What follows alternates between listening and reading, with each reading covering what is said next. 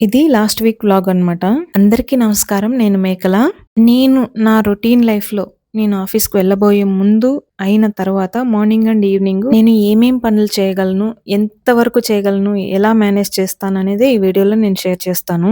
ముందుగా నా హెయిర్ కేర్‌తో నేను అప్పుడప్పుడు ఒక 1 మంత్‌కో, 2 వీక్స్‌కొకసారో, 1 మంత్‌కు మాక్సిమం 2 వీక్స్ కుదరదు. 1 మంత్‌కి ఒకసారే కుదురుతుంది. సో, అప్పుడు నేను మెహందీ పెట్టుకుంటాను.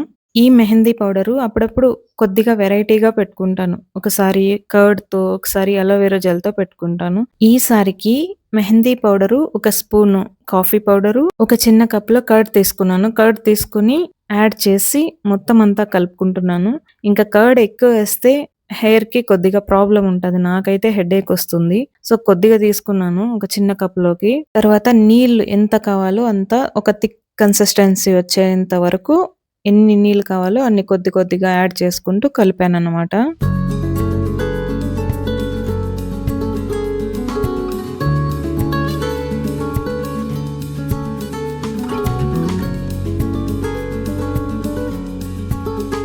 ఇలా మొత్తం మిక్స్ చేసుకొని ముందు రోజే నానబెట్టి పక్కన పెట్టాలనమాట.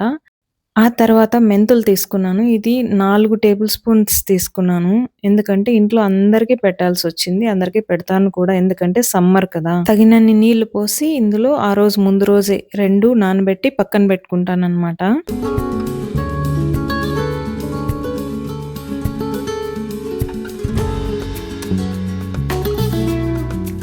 మరుసటి రోజు కొద్దిగా థిక్ కన్సిస్టెన్సీ మరీ నీళ్ళగా కాకుండా థిక్ కన్సిస్టెన్సీ వచ్చేలాగా నేను మిక్సీ పట్టుకొని పక్కన పెట్టుకుంటాను.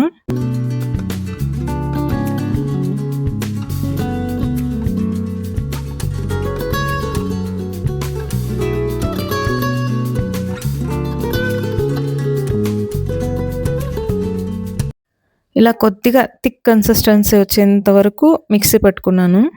మెంతులు నానబెట్టి మిక్సీ పట్టుకొని డైరెక్ట్‌గా అలానే పెట్టుకున్నా పర్లేదు. ఏదైనా మెహందీ పౌడర్‌లో కలిపి పెట్టుకున్నా చాలా మంచిది.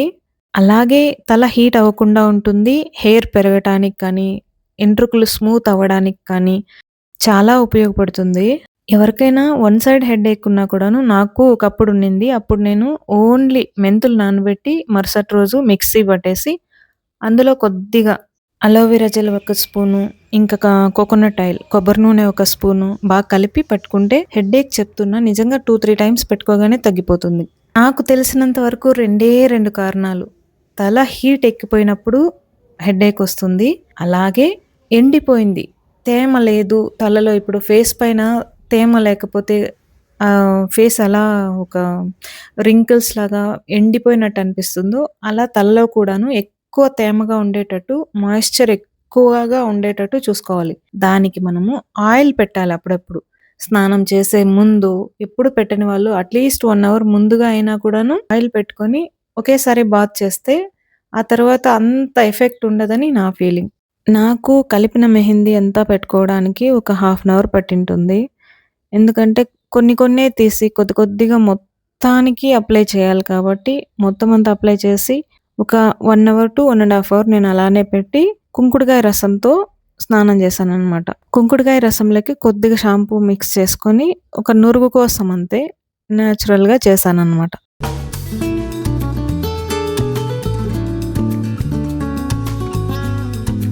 హెయిర్ కేర్ కానీ, స్కిన్ కేర్ కానీ చేసుకున్నప్పుడు అంతకు ముందు రోజే మొత్తం అంతా క్లీన్ చేసి పెట్టుకునేస్తాను. కిచెన్ గూడా అంతే. అంతకు ముందు రోజే మొత్తం అంతా పాత్రలు కడిగి, కిచెన్ అంతా క్లీన్ చేసి పెట్టుకుంటా. మా చిన్నోడు ఆడుకుంటూ వస్తువులెక్కడంటే అక్కడ పెడతాడు కదా! అవన్నీ తీసి అవి దాని ప్లేస్‌లోనే పెట్టుకోవాలి. లేదంటే అవి అన్నీ ఒకే చోట ఫోల్డ్ చేసి ఎక్కడ ప్లేస్‌లో అక్కడ పెట్టలేదనుకో, ఒకే బాక్స్‌లో వేసేసానంటే అన్నీ విరిగిపోవడము, ఎటంటే అటయిపోతాయి. సో, ఫాస్ట్‌గా అవి వేస్ట్ అయిపోతాయి. కొద్ది రోజులు ఉండాలంటే ఎక్కడ ప్లేస్‌లో అవి అక్కడ పెట్టాలి. కొద్దిగా క్లీన్ చేసి పెట్టుకుంటే మళ్ళీ యూజ్ చేసుకోవడానికి బావుంటుందని అన్నీ ఒకేసారి క్లీన్ చేసి, ఫోల్డ్ చేసి పెట్టేస్తాననమాట.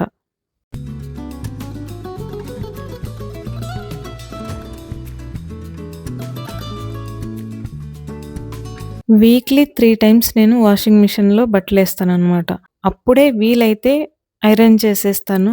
లేదంటే ఇంకా వీకెండ్స్‌లో వీక్‌కి ఒక 1 వీక్ ఎన్ని కావాలో అన్ని డ్రెస్సులు బయట పెట్టుకొని అందరివి ఐరన్ చేసి ఒకేసారి పెట్టేస్తాను. అంతకీ కుదరకపోతే నేను బయటిచ్చి ఐరన్ చేపిస్తాననమాట.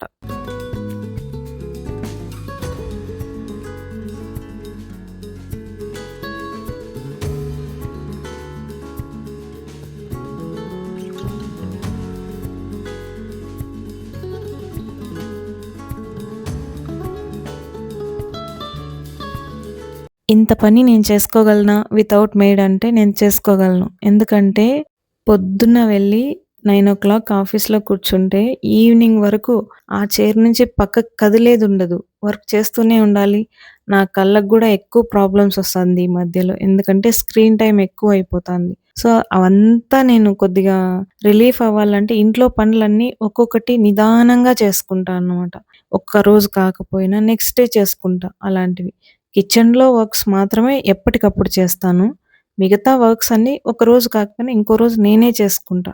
నాకీ ఆఫీస్‌లో వర్క్ కంటే ఇంట్లో ఉండి అంతా నీట్‌గా పెట్టుకొని, ఒక గ్రీనరీ నింపేయాలని నాకు చాలా ఇష్టము. వంటలంటే ఇంకా ఇష్టం. నాకిష్టం కాబట్టి ఈ పని నేను ఎంచుకున్నా అనమాట. నాకెక్కువ రిలీఫ్ దొరుకుతుంది అంటే ఇంట్లో పని చేస్తే సరిపోతుంది. బయటెళ్ళి అటు ఇటు తిరగాల్సిన అవసరం లేదు. ఏం అవసరం లేదు. ఇంట్లో నేనే చేసుకుంటాను. ఇంకా తర్వాత లాస్ట్ వీక్ 400 గ్రామ్స్ నేను మకానా తెచ్చి ఇంట్లో పెట్టినాననమాట. లంచ్ బాక్స్‌కి, స్నాక్స్‌కి గానీ, ఇంట్లో తినడానికి ఈ ఆఫీస్ నుంచి ఇంటికి రాగానే వీళ్ళకి ఇవ్వటానికి కానీ, నేను తినడానికి గానీ కొద్దిగా ఉంటాయి. ఈ ఆయిలీ ఫుడ్ తినేదానికంటే అనేసి ఒక 400 గ్రామ్స్ నేను లాస్ట్ వీక్ తెచ్చిపెట్టాననమాట. మకానా ఒక పాన్ పెట్టుకొని అందులో కొద్దిగా ఆయిలేసి, సాల్ట్ వేసి, కరిగించి ఒక 2-3 మినిట్స్ లో ఫ్లేమ్‌లో రోస్ట్ చేసి పెట్టుకుంటే, చల్లారాక ఒక ఎయిర్ టైట్ కంటైనర్‌లో స్టోర్ చేసి పెట్టుకుంటే 2-3 వీక్స్ దాకా ఏ భయము ఉండదు. ఇంకా ఇంట్లో ఏం లేవు. ఎక్కువ ఆయిలీ ఫుడ్ తినేంత టైం కూడా ఉండదు. థాట్స్ కూడా రావు. ఇలా హెల్తీ ఫుడ్ చేసి పెట్టుకుంటే. డైలీ డిన్నర్ అయిన తర్వాతనే పాత్రలన్నీ క్లీన్ చేసి, గ్యాస్ స్టవ్వు, బర్నర్స్ అన్నీ క్లీన్ చేసే పడుకుంటా నేను. మరుసటి రోజుకి అలానే పెట్టుకున్నాననుకో, అవన్నీ వాష్ చేసి, నేను వంట చేసి, అన్నీ మేనేజ్ చేయాలంటే చాలా కష్టం. అందుకే ముందు రోజే క్లీన్ చేసి పెట్టుకుంటా కిచెన్ అంతా. టైం ఉన్నప్పుడైతే ఇంత డీప్ క్లీనింగ్‌కెళ్తా స్టవ్వు. లేదు అంటే జస్ట్ నీళ్లు వేసి జస్ట్ కడిగేస్తాననమాట.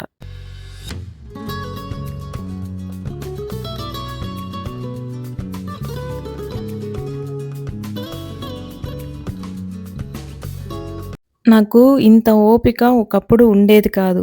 బట్ నాకు కొద్దిగా కోపమే ఉండేది. స్టార్టింగ్ స్టేజ్‌లో జాయిన్ అయినప్పుడు గానీ, ఎదుటి వాళ్ళు ఒక మాట అన్నా నేను భరించలేకపోతుంటి.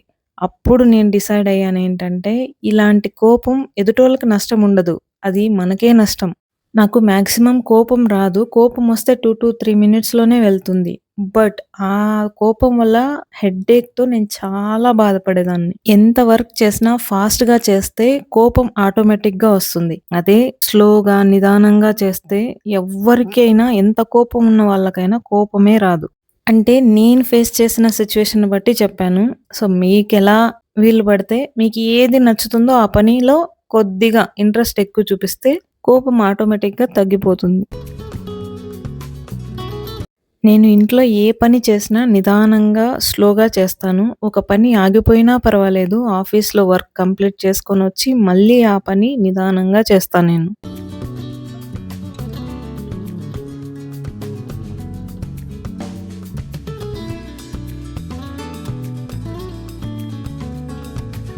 ఈ పని చేస్తున్నప్పుడు మధ్యలోనే అప్పుడప్పుడు కొద్దిగా వాటర్ తాగుతూ, లేదంటే ఏదైనా ఒక ఫ్రూటో, ఒక వెజిటబుల్ ఏదైనా కట్ చేసి పెట్టుకొని సైడ్‌లో పెట్టుకుంటే, అప్పుడప్పుడు వర్క్‌లోనే వర్క్ చేస్తూ ఉండగానే ఒక్కొక్కటి తింటూ ఉన్నామనుకో, మనకి ఎనర్జీను వస్తుంది. అలాగే ఇంకా ఎక్కువ టైర్డ్ అయిపోము. సెపరేట్‌గా కూర్చొని స్నాక్స్ తినడానికి ఒక 15-30 మినిట్స్ స్పెండ్ చేసి, అలా కూర్చొని తినే బదులు, ఇలా వర్క్ చేస్తూనే నాకు ఇలా తినడం ఇష్టము. కొందరికి కూర్చొని తినడం ఇష్టము. అప్పుడప్పుడు ఇలానే తింటూ వర్క్ చేసుకుంటాననమాట నేను.